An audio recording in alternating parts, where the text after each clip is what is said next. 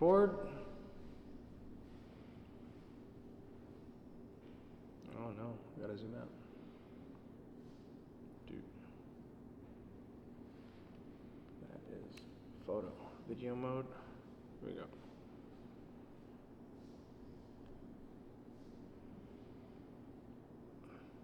Okay. Recording. Recording. All right, here we go. So this is the design for Charles's nostalgia leg sleeve. We've already created this design in the last course. Now we're going to do is prepare to tattoo this. He's got a full day session today, and pretty much for the next 4 to 6 months we have appointments scheduled. So we want to be able to plan this out strategically. I want to be able to work from the top layer down to the back, but also figure out like what some of the focal points are. I think what would be a really good starting point for this course would be the section from Everything Everywhere All at Once. It's not at the very front, and what I mean by that at the very front is this Yu-Gi-Oh! Let's Duel card. That's at the very front. There's nothing else in front of it besides SpongeBob's hand. If we look at the NSX, if we look at the Pokemon card, that's at the very front. The God of War scene is in the background. So in general, I do want to start with the layers, with the images that are in front, but that doesn't always have to be the case. I want to also figure out what some of the big areas are. And if we look at the Everything Everywhere All at Once piece, the main features are going to be prominently displayed on the side of his leg. So let's pull that up now. If we were to look at the outside of his leg, you can see how the outside of the leg is going to be covered with the upper thigh majority of this imagery. The only parts that are going to kind of intertwine and interlock together to create this really interesting transition are the Yu-Gi-Oh pieces. We look at the Let's Duel card in the front. That's going to overlap in the front of his jacket between his hand and his collar. It's also just going to be a little bit shy of Michelle Yeoh's hand. So that's okay. When I put the stencil on, I'm not going to do a lot of this jacket, but I do want the hand to be fully visible. I do want her hand and his collar to be fully visible. And then when we look at the back side, we have, what's her name? Oh man, I just spaced out on her name. But she's going to be in the back. She's part of the same movie, the same imagery, but just to layer it to make it a little bit more interesting, we have this illustration of this blue-eyed white dragon from Yu-Gi-Oh! That's going to kind of be the transition and the blend between the two. So I really love this combination between realism. We have these two faces between the two Waymans merging together for a little bit of surrealism. You have this metal texture, this 3D effect, and then you have this 2D imagery in the background. So to be able to put all of this together, I think when somebody is looking at this tattoo straight on from the side, it draws the attention to the Everything Everywhere All at Once, but it also leads the viewer to go, hey, what is that in the front and what is that in the back? And we're going to force the viewer to like want to go to the back or the front to take a look. We're also going to have a little bit of the avatar piece on the bottom, which is an illustrative style, poking out at the bottom. So the viewer is also going to want to see what's going on down below. There's a little bit of this angel, this wing up top from Colombia. That's going to be visible. So every angle, we want something interesting to look at. And before we move on, I'd love to be able to show you what the front side looks like. So this is the front of Charles's leg. If you were to look at his knee here, you're looking at the front of his thigh. Now we can see a little bit of Everything Everywhere All at Once. We see the full Yu-Gi-Oh card. We see most of Colombia there. But when someone's looking at the front and they see the Everything Everywhere All at Once piece, they're going to wonder, like, why is that hand there? And it's going to ask them to say, hey, can I see the side of your leg? When they see the Yu-Gi-Oh card and the Columbia statue, there's this little bit of something sticking out there, which is part of that chocolate bar. It's going to want to make the viewer ask, what's that little hand at the bottom? What's that square, that block? And it's going to force them to want to look on the inside. And the same thing down below. You have the illustration of the avatar piece, but you also have this really awesome real-life CGI effect of Appa in there. So I want to be able to mix different levels of contrast. The levels of contrast that we discuss are the subject matter and the styles, so realism, illustrative, statue, portraits. We have this metallic effect. We also have the contrast between lights and darks. So everywhere we have a nice balance between really light sections, really dark sections as well. the different textures between how smooth some of the illustrations are, how textured some of the fur is. We look at her vest and her shirt, and then also the sizing, right? We have some imagery that's massive, like this Yu-Gi-Oh card is going to be giant on the front of his thigh. I love how it goes with the shape, with the horizon of the inside of the front of the leg. And yeah, just being able to like look at all of those different factors. And if you're watching this course and you haven't seen the design and composition part of this yet, I recommend you go back into it, because there's a lot that goes into the decision making of why these pieces work well together. We're not only looking at the subject matter and the story between the imagery, but how can we layer these pictures, interlock them together so that it fits almost like in this puzzle-like Tetris way, and that it creates this interesting effect over the horizons. The horizons we talked about are the edges of each of the panels. So if we're looking at this front panel of the thigh, we're looking at the edge here and like what goes over that side, so that when you look at now the inside of the leg, still some of the front shows up on there. So what I did in the last workshop, and I'll show a little bit of it here, is really be able to stitch the entire leg together to show what would it look like if we were to hypothetically cut the client's skin, unroll the whole skin to see the entire canvas, but also be able to isolate each area to find the major focal points, but also have room for these little areas to peek out and tease to the viewer, there's more that you want to see, right? So for today, we're going to be focusing on this Everything Everywhere All at Once piece. I'm not going to stencil on this because this was a really rough rendering. It might be some low resolution imagery. I want to be able to re-edit this in a different Procreate file. I want to be able to adjust the lighting and really fine tune and tweak everything, and then we create the stencil from there. All right, so we'll keep this like that. I'll go back to my gallery, and I already have an 8.5 by 11 file open. This file has all of the images imported, and these were the same files that I used in the last design. And you can see even between these two pictures here, the same photo, one is just a higher resolution, but it's missing a part of the hand. We've got one that's a smaller resolution, upper body, torso. And then we have two versions of Michelle Yeoh. Here's a close-up of her with her hand in her face. Here's a smaller resolution one. The image itself is actually smaller, but it gives more of her body in there. And then we have, why am I spacing out on this lady?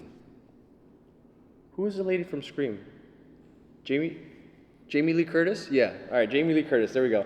And she's in this, psychotic state. She's about to, rip apart Michelle Yeoh.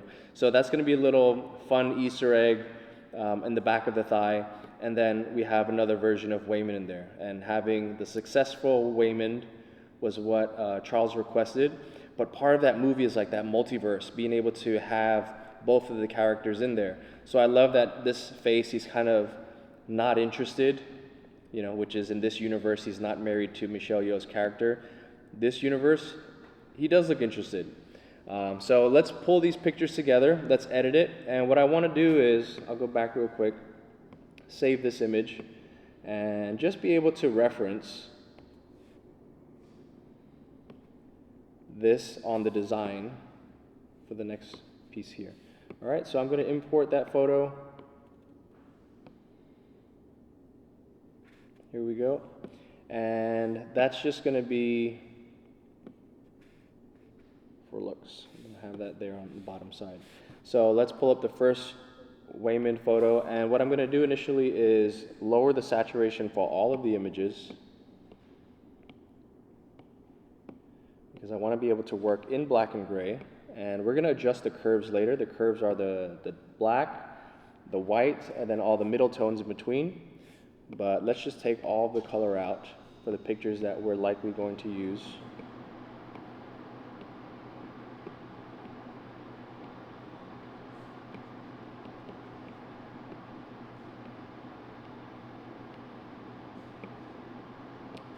And now let's start with the first one. So I want to get it to about the same size as what's here, as far as how her head connects with the tie, with their chins, how far her elbow is from the hand. So I'm going to use this as a point of reference, but I want to be able to take up the full height of this image.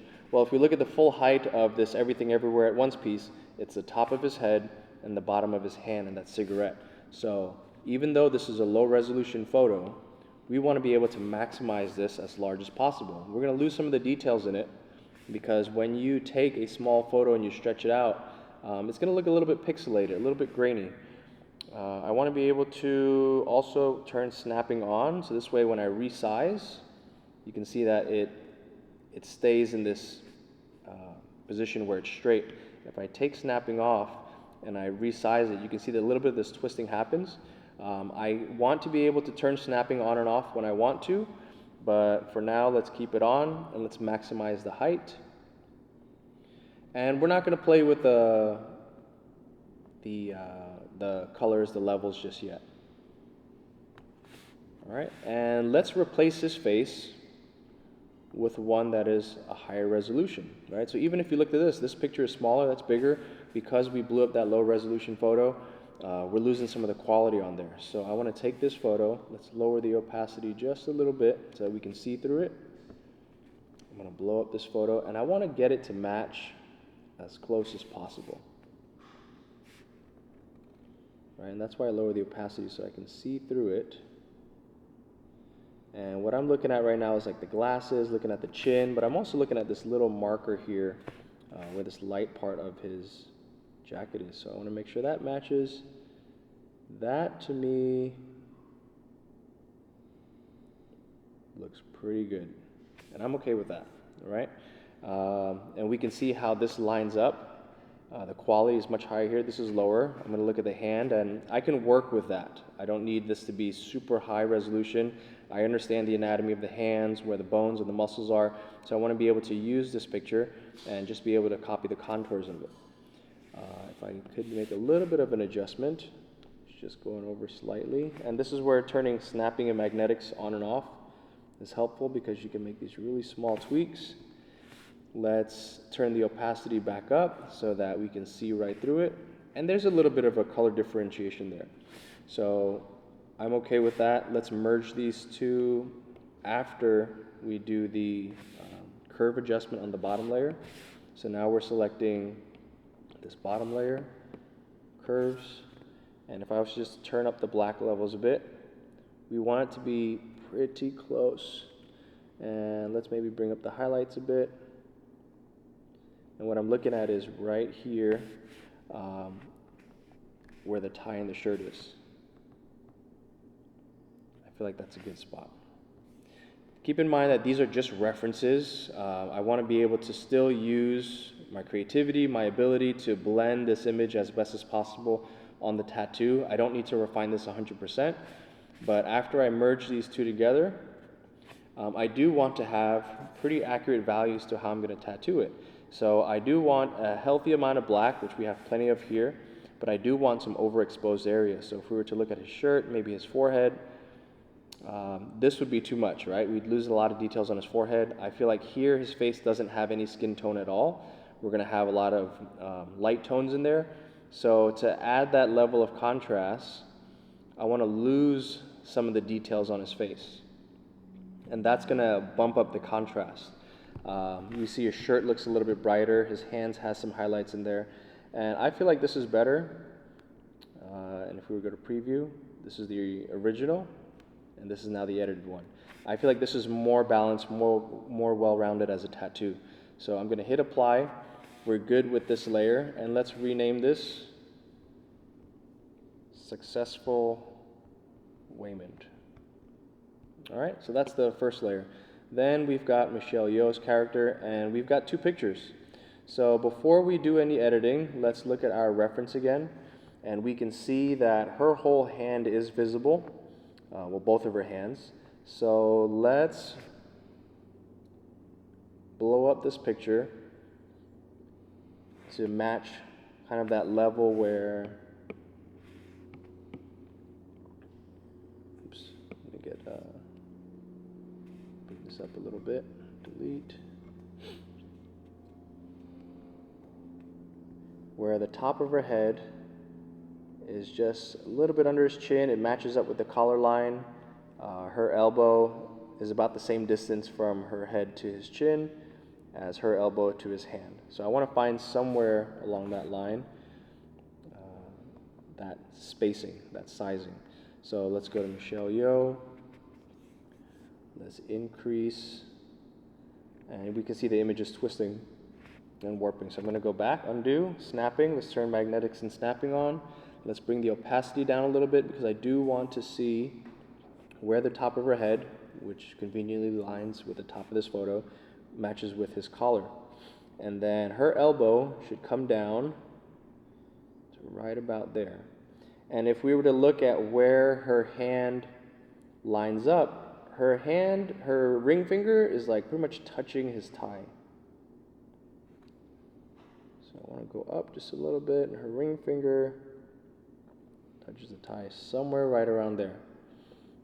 If I was to look at like some points of references for like how this feels balanced to me, let's open a new layer. I'll pick a different color, let's say this green color. And I'm looking at her overall silhouette. All right, she has a bit of this hand, which is important. This is not that important to me. But we're looking at her overall silhouette versus his major points of silhouette, which is here and here. And I like the distancing between here. I like that this gap and this gap is pretty similar. So this gives like a nice breathing room between each of these. If she was much closer to his face, it's kind of hard, right, to read the information. We do need the context of his suit. We do need the context of her outfit, so we got to give it a little bit of breathing room in there. And I feel like this is a good size for it. Let's find the next picture. So if we were to bump this up, and let's look at the quality of her face versus the quality of this one. And this quality is much higher. It's much higher quality. So let's lower the opacity.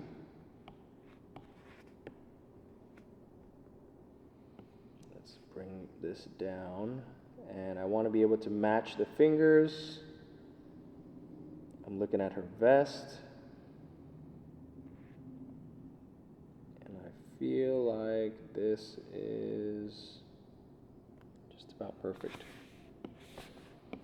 Bring the opacity back up to 100%, and the lighting is nearly like perfect. I did draw on this image a little bit. Okay, so we'll take that out. I feel like the lighting is similar between these two, so let's merge those layers down. And as an independent image, let's look at the lighting of this one. There is no overexposed white areas. There's no highlights. There's no skin tone. And again, that's going to be very important for our tattoos. We do want it to have natural skin tone showing through. So we'll go to our saturation. We'll go to our curves. And let's overexpose the highlights. And we want to start to lose some information on her face. And I think that's right about there, right? If we look at her eyebrows, the tip of her nose, her forehead, we're starting to lose some information. This is too much, right? We're losing a lot of it. I do like the shirt and the jacket over there, how much information is gone. But I feel like we're losing too much information on her face. This is too much information, so we want to go somewhere right in the middle. And once we start to lose out on some of those light grays, I feel like this is a perfect place to be. I don't want to bump up the dark values anymore. I feel like we're losing a lot of details in her outfit. So this is good for me. We're going to keep that like that. And now we're going to look at the reference again. And we're going to look at, I guess you would call him laundromat Wayman, unsuccessful Wayman. That's the reference there. I feel like that's good quality. So let's lower the opacity. And one of the things that I did with this picture was I lined up their eyes together. Their head is about the same, their nose is about the same, and the lips are slightly at the same level. I did tilt them down slightly, so if I was to draw a new layer, I'll show you guys the direction of his mouth, which is here. This mouth is here. There's a little bit of a height change. The eyes are right about the same. The nose a little bit higher, but the lips is where it really starts to change. So let's make some adjustments here. the eyes. Let's turn snapping and magnetics off because we have that flexibility to now tweak the direction of the mouth a little bit. I want to find the eyes to make sure that it lines up pretty close, right? Let's look at the pupils. Let's look at the top eyelid, the bottom eyelid, and that would make it look and feel natural for both portraits. Could we go bigger? I wouldn't, just because the eyelid starts to get too big. So I feel like this is a good size, and I would leave it like that. Okay, so even if you look at it like this, that middle eye works for both portraits. I really love that Bluetooth headset. Unfortunately, I won't keep that there because it impedes too much on successful Wayman's face. So let's bring up the opacity here. So now it's at 100%, and if I'm looking at the bottom, most of successful Wayman's face is visible. It's only until you get to this eye that, like right here, you can start to see laundromat Wayman. Right? So what we're going to do is now take the erasing tool, and I'm going to say blindly, but we know where the images rest. We're going to blindly erase with a decent sized brush all this here. Okay, and we'll stop right about that area. I'm not going to adjust any lighting yet. But once we get about here, I want to lower the opacity to about 35%. Because now when I erase, it's not like a committed erasing mark. Like I want to be able to still see through it. So I'm going to erase a little bit at a time. And now this gives us the opportunity to kind of blend and feather. I want to get rid of some of these harder lines on top. And if we look at the hair, more of successful Wayman's hair is visible. That kind of cuts all the way down into the middle of laundromat Wayman's face. You can almost see the edge of successful Wayman's face. So let's do this. Let's kind of pull this edge down. I'm trying to find, without lifting the pencil, the edge of successful Wayman's face. Okay, and I feel like perhaps I cut too much of laundromat Wayman's face, so let's go back a little bit. And let's carefully find that edge. Redo that one more time. Let's get some of his hair in there. I feel like I found the edge right there.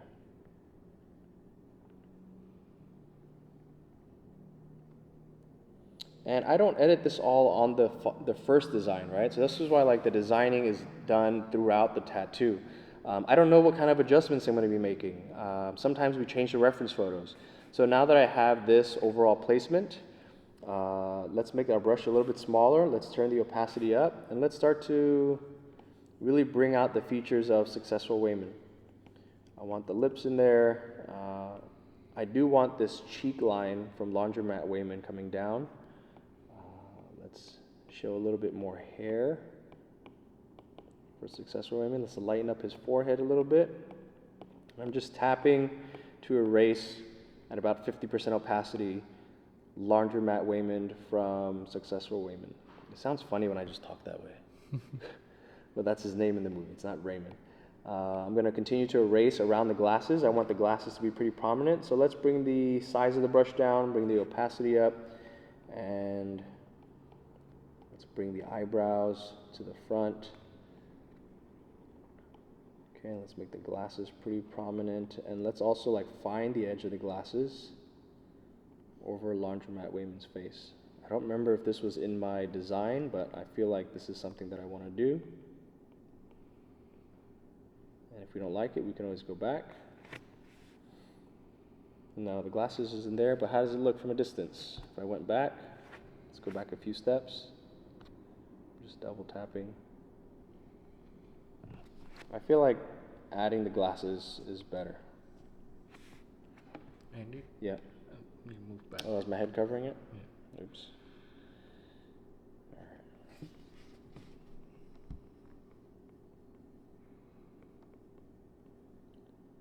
So we got Zune here today.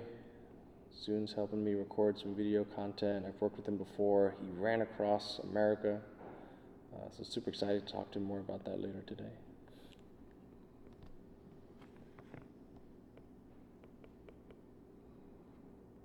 That was too strong of a pressure, so I'm going to go back, line up a little bit. And let's work on his collar. So lower the opacity to about 40%, bring the brush size up, and let's gently get pretty much a lot of successful Wayman's outfit in. I want to see that bright white in his collar.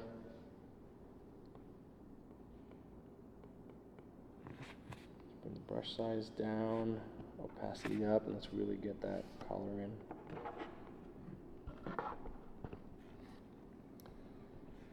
Let's get his chin visible.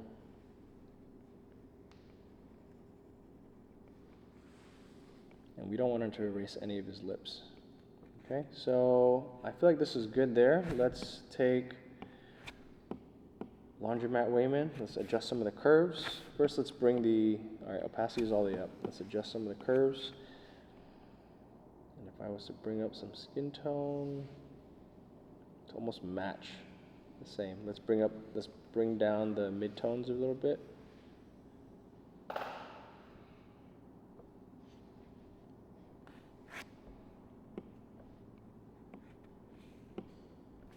Let's look at the hair. If I was to take an eraser